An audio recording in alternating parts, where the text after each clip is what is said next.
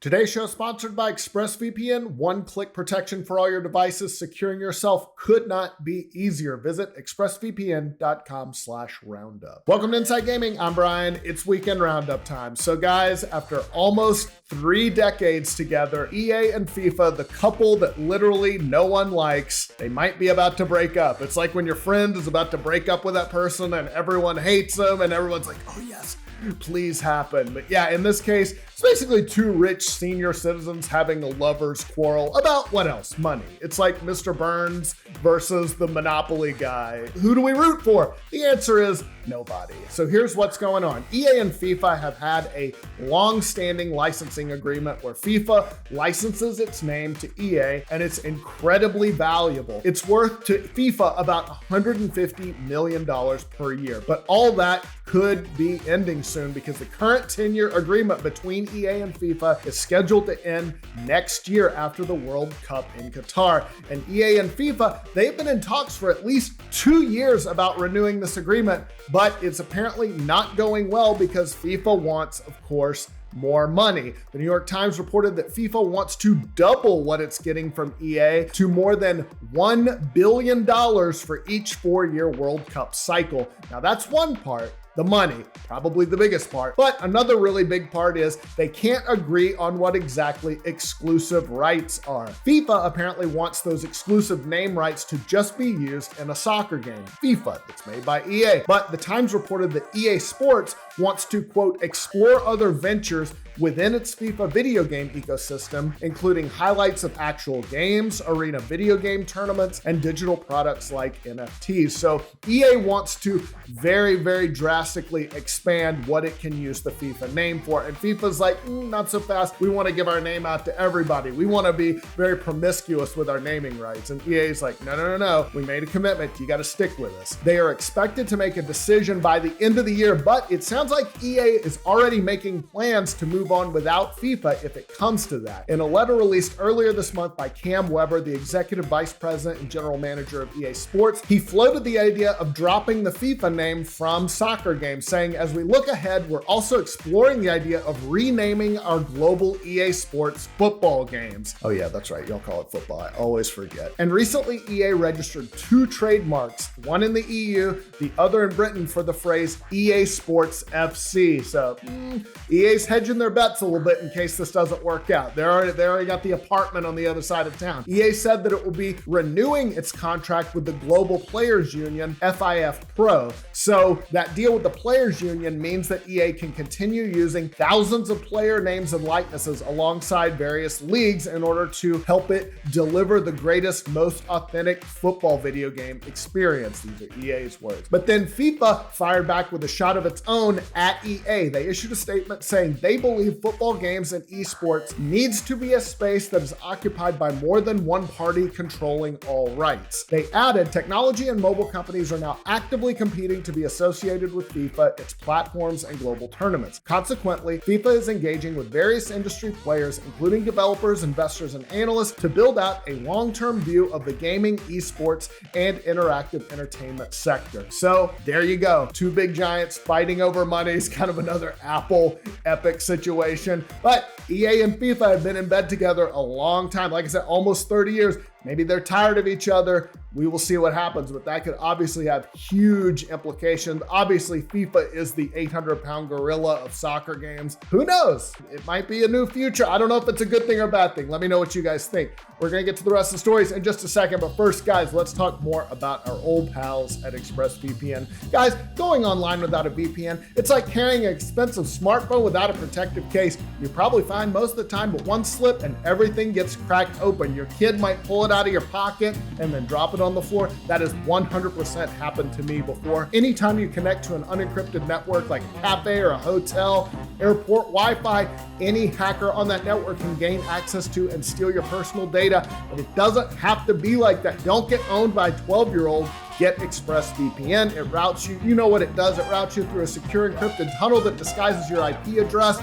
It would take a hacker with a supercomputer a billion years to get past ExpressVPN's encryption. So a 12-year-old doesn't stand a chance. I use ExpressVPN because it's nobody's business what I look at online. not my IP provider, nobody. Here's what you got to do, guys. Secure your online data today by visiting expressvpn.com/roundup. That's expressvpn.com/roundup, and you can get an extra 3 months free. expressvpn.com/roundup. On to the rest of the news. All right, I got some bad news to kick off the other stories. Elden Ring is delayed. Just kidding. It's not for very long. It's like a month. The game was initially set for release on January 21st of next year, but the game's official account tweeted that they're pushing it back to February 25th, quote, as the depth and strategic freedom of the game exceeded initial expectations. They added that we look forward to seeing you experience the game in the closed network test in November. Speaking of Elden Ring, we also got a gameplay leak. You might have seen this. It's just 27 seconds, but considering that we've seen not that much before, everybody was all over it. We saw a very Dark Souls-ish looking figure jumping around on top of a rocky outcrop. There were some birds that flew away. Honestly, it's just very reassuring to know that the game is real and it's coming fairly soon. But why did they delay it? I feel like From Software is maybe punishing us for that leak, and they're like, oh, you like that? Well, you gotta wait an extra month now. I'm sorry, From Software. We'll be good gamers from that. Just put the game out. We need it. Activision Blizzard said they have fired 20 people as part of the ongoing harassment scandal that the company is embroiled in. Fran Townsend, who you might remember as the Activision Blizzard executive who initially denied any wrongdoing by the company, has now allegedly had a change of heart and said in an email that they're working tirelessly to ensure that moving forward, this is a place where people are not only heard, but empowered. Man, people sure do change their tune after they look really bad for defending a terrible regime. I'll bet Fran has had some experience in that before. Just something tells me she might have. Anyway, she wrote an email to employees that was also published on their website, so they're clearly doing some PR. This wasn't just for the employees, this was for the whole world. And she said that management needs to do more to combat toxicity with a renewed urgency. She said they fired 20 people so far. They've also disciplined more than 20 others. She added that nothing is more important to me and the entirety of Activision Blizzard leadership than making sure everyone feels safe and equal in this workplace. There is no place for harassment, discrimination, or retaliation in this company, especially since it all came to light and everybody's mad at us and we stand to lose a lot of money. So there you go. Nintendo fans are not pleased with the price of the company's latest online expansion, with some of them seeing Nintendo as being a little money grubbing. Now, if you don't know what we're talking about, Nintendo recently announced its expansion pack to its regular Nintendo Switch online service. Normally, the online service is $20 a year for an individual and $35 a year for a family. For that, you get Nintendo's historically really great online functionality along with a weird collection of NES and SNES games. But the new expansion pack adds Nintendo 64 games, it adds Genesis games, along with an Animal Crossing New Horizons paid expansion. That's the Happy Home Paradise. That is sold separately though. But the price tag for this expansion pack, kind of eye-popping. It's $50 annually for an individual, $80 for a family. All right.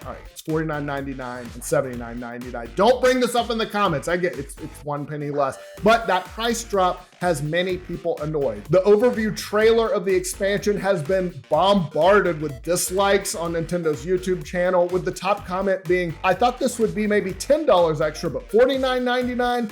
Y'all must have lost your minds. Side note, okay, sorry, it's must have. It's not must have. Of makes no sense. Same with should have, not should have. Should have, not should of. Anyway. Another commenter said, with that price, Nintendo, you owe us an explanation pack, which is hilarious. Nintendo Life ran a poll of their own readers, and an overwhelming majority said it was a little too high and even an absolute ripoff. So we'll see if Nintendo backs down and offers a discount, something they've never ever done. So good luck with that. Great news for Splinter Cell fans. Looks like we're finally getting another game. Video Games Chronicle reports that Ubisoft greenlit the first mainline Splinter Cell game in a decade. So that's great news. They cited development sources who said that the new game has been put into production to win back fans who didn't care for mobile and VR versions of the franchise. We don't know which studios are working on it. Two sources said it's being headed up by a studio that's outside of its traditional Montreal base. As for a timeline, it's still in the early stages, obviously, but VGC says there is a chance, a small one, that it could get announced next year. All right, time for a 5-second review.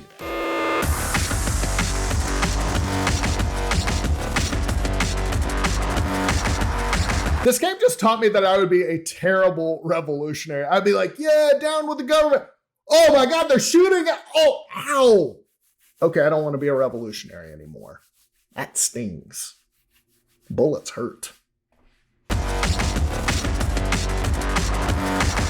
All right, let's talk about the games coming out next week. First up, Marvel's Guardians of the Galaxy. Fire up a wild ride across the cosmos with a fresh take on Marvel's Guardians of the Galaxy. In this action-adventure game, you are Star-Lord, leading the unpredictable Guardians from one explosion of chaos to the next. You got this. Probably. Comes to PC, PS5, Xbox Series X, PS4, Xbox One, Switch, October 26th. The Unliving. Raise the dead as a fearsome necromancer in the dark world of the Unliving. Lead your undead armies into the endless fight in this roguelite action RPG game. Burn cities to ash with magic spells, slay epic bosses, and turn your enemies into morbid servants. Comes to PC, October 26th. Pumpkin Jack New Gen Edition. The fiery glow of Pumpkin Jack's carved grin will look spookier than ever thanks to 60 FPS and a touch of next-gen ray tracing, adding to the already vibrant and atmospheric world crafted by solo developer Nicolas Massanier in this love letter to the classic era of 3D platforming. It comes to the PS5 and Xbox Series X October 27th. Age of Empires 4, one of the most beloved real-time strategy games, returns to glory with Age of Empires 4, putting you at the center of epic historical battles that shaped the world. Comes to PC October 28th. Fatal Frame, Maiden of Blackwater. Mount Akami was once revered as a spiritual place. It housed a unique religion based on beliefs and customs of worshiping water as a deity, and is said to have been a site of many gruesome incidents and mysterious phenomena. This mysterious and intertwined story follows three protagonists as each of them explores the ominous Mount Akami, a place where many came to die, and the secrets it hides. It comes to PC, PS4, Xbox One, and Switch October 28th. Plan B from Outer Space, A Bavarian Odyssey. Escape the grasp of the Barbarians. Plan B from Outer Space is a stellar adventure in the style of an interactive book, takes inspiration from classic sci-fi stories and Bavarian culture. Every decision will affect the outcome of your mission to leave this strange planet unscathed. Comes to PC October 28th. Riders Republic. Jump into a massive multiplayer playground, bike, ski, snowboard, or wingsuit across an open-world sports paradise. You can also jump into the massive multiplayer playground where the rules are yours to make or break. It comes to PC, PS5, Xbox Series X, PS4, Xbox One, and Stadia October 28th. Sunshine Manor is an 8-bit blood-soaked horror RPG that pits you as Ada. Dare to spend the night in the haunted Sunshine Manor as she encounters ghosts, demon, blood-soaked horror, and more in this prequel to 2016's Camp Sunshine. Comes to PC October 28th. Voice of Cards, The Isle Dragon Roars is an RPG set in a world of swords and sorcery, told entirely through the medium of cards. Comes to Switch October 28th. Last up, Mario Party Superstars. Calling all superstars. The Mario Party series is back with 5 classic boards from the Nintendo 64 Mario Party games. Race to get the most stars and sabotage your opponents on boards like the Stellar Spaceland or the spooky Horrorland. Party at your own pace by suspending a game and picking up right where you left off. The tides can turn quickly in Mario Party, so stay vigilant. All modes can be played online too. Comes to the Switch October 29th. That's all the news I got for you this week, guys. Hope you're having a great weekend. We'll see you soon.